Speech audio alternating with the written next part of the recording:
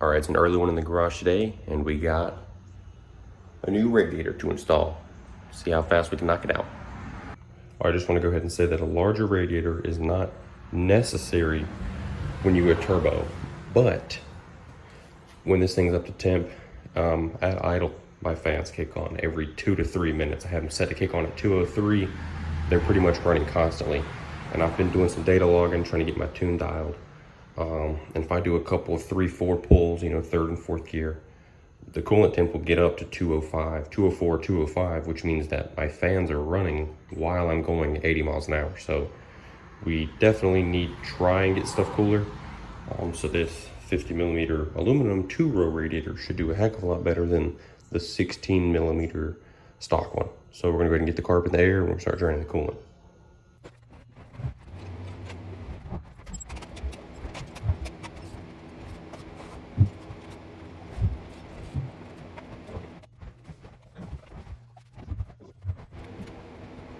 So with both the fans unplugged, upper rad hose is off. We need to just disconnect the lower rad hose, and then it's just 2 bolts. One here, one there. Radiator lifts up out. But being that radiator, take my tripod, being that this radiator is actually thicker substantially than this one, we're probably not gonna be able to run this fan. So you can see there's not a whole lot of clearance. So we're just gonna run the primary fan. This fan is only technically for AC. I do have them wired up in parallel, so they both kick on at the same time. However, with that one over there being thicker, we're just gonna do away with this one and just run the primary fan. It should be plenty.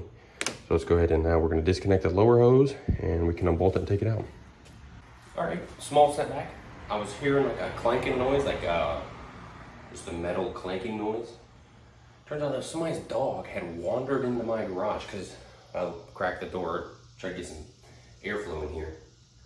And there's somebody down the street, but like we live on a busy road, so I like trapped him in here. Not really trapped, he just kind of lay down, let me pet him. But that was funny, I was like, what in the hell is that noise? And there's probably a 60-pound lab just walking around the garage. So now that that dog is okay and he's back home, we're gonna go ahead and pull the radiator.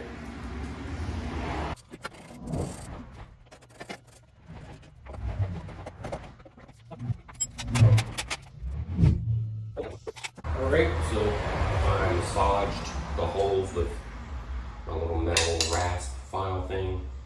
And I cleaned the fan up, so now we can just bolt it right in, and then we'll get over to swapping over the mounts. For these guys, we should just be able to push this brass section out, or push the middle section out, and then you can just pull the grommet off.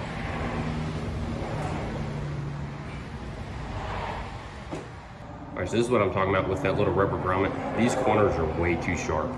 So you can either file them down, or I just took my tin snips and snipped them off. You can see there's no more sharp angles. So now the rubber grommet will just slide in there super easy.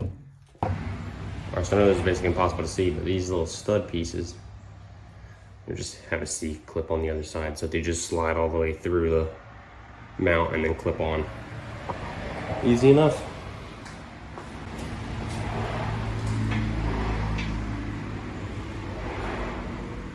And of course, they don't fit. All right, we got all of our mounting, not really hardware, but I'm gonna call it hardware, back in the radiator. Boom, there's all 4. Something I do wanna note is there's like a substantial gap between the fan and the radiator. I don't really like that because it means the fan's not gonna be as efficient. I'll probably get some foam strip at some point, take the fan off, foam strip, put it back on, but I gotta leave here in like 40 minutes, so we're just gonna get this thing thrown back on. All right, radiator's mounted up nicely. See, fan, we have clearance between the sway bar, but not a lot. So it's actually been a couple weeks since the last clip. The radiator's been in, and I've been driving around with it for a while, and my temps are amazing. I used to see 198, 199 on the highway, sometimes even 200. I haven't seen above 192 with the new radiator. I don't know if that's because of the increased cooling capacity or because this thing is just so much thicker than the stock one, but it's a million times better. With the stock radiator, I could drive 3 minutes down the road, not even 3, and it would already be up to temp. It would be 175 or above. And with the new one, Now that it's getting cooler out as well, I've driven 15 minutes and it's still only be at 150. This radiator is just so much better than the stock one. You know, the stock one is, I don't know, 12 mil thick. This one's 50. So that's a huge increase. But I did have some issues, so let me explain this to you real quick. So this is the drain plug from the stock radiator. It actually has an O-ring that is supposed to slide over these threads, and then it sits on this flat section. So when you screw it up into the radiator, this is a nice seal on the bottom of the rad, right? Well, the O-ring that came with the radiator was just loose. If you tighten the drain plug all the way up in there, it would pretty much move itself around this lip right here, and then there's just no seal. So I lost a good bit of coolant, probably a half gallon total, while I was chasing, because I was like, where's the leak coming from? And I eventually realized that the O-ring had just moved around the bolt. So took a drain plug out, I put the O-ring from the stock drain plug on the new drain plug, and it works fine. But another thing, so my only other complaint with this radiator was that the fan, when it was mounted, was very far away from the radiator. And you can see that I filled this gap with some window weather stripping foam. It's just a self-adhesive foam. It's super cheap on Amazon. I did, you know, I did both sides, top and bottom. And so putting the foam on there just helps the fan be more efficient, right? So when the fan would kick on, it would take, I don't know, probably 5-6 minutes for the coolant to go from 205 down to 195, I think is what I have it set to. With the foam on there, the fan can only pull air directly through the radiator. It can't, you know, snake clean air around the edges. And that knocked that down to 2, maybe 3 minutes at most to drop it 10 degrees. All right, so these clips are super far apart. Last time it was like 90 degrees in the summer. It's currently 36 degrees in the winter. So pretty bad at making videos if you ask me, but super impressed with the radiator. So like I just said, 36 degrees, took it for a drive.